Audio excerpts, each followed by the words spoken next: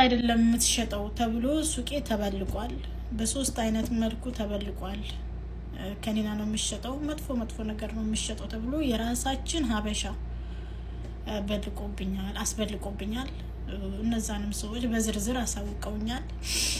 ግን እኔ ማወቅ የፈለኩት ለምንድን ነው በ10 ሪያል ጫማ እየተንከራተትኩ አፈር ደሜ በልቼ ምሳ በልቼ ራስ ሳልደግም የምኖር ህይወቴን የምኖር ሴት ምን ወንጀል ብሰራ ነው?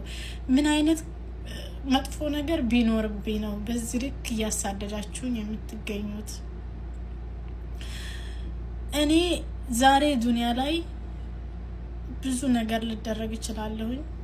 ጉዳዩ ኦልሬዲ በህግ የተያዘ ነገር ነው። ሰዎቹን እንዲ ነው ብዬ እነሱን ስም እዚህ ጋር መጥራት አልችልም። ግን እኔ ማወቅ የምፈልገው እኔ ጋር የግል ጉዳይ ያለው ሰው ለምን ወጥቶ በፈለገው ሚዲያ ላይ ሸዋዬ ይሄን ነገር እያደረገች ነው ይገባታል፣ ለምን እሷ ከዚህ ነገር አትቆጠብም የሚለኝ ሰው ፈልጋለሁ።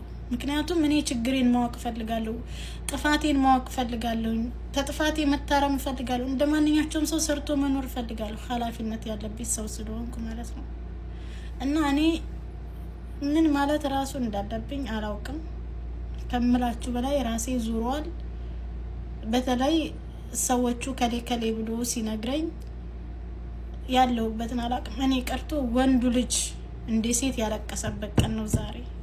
ሰው በህቱ ሰው በወንድሙ በዚህ ልክ ሰውን ያለ ወንጀሉ ወንጀል ለማስገባት መጣር በጣም ነው የሚያመው። እኔ አላህ የዋህነት አምላክ ዛሬም ነፃ አውጥቶኛል። ከአንድም 3 ጊዜ መተዋል።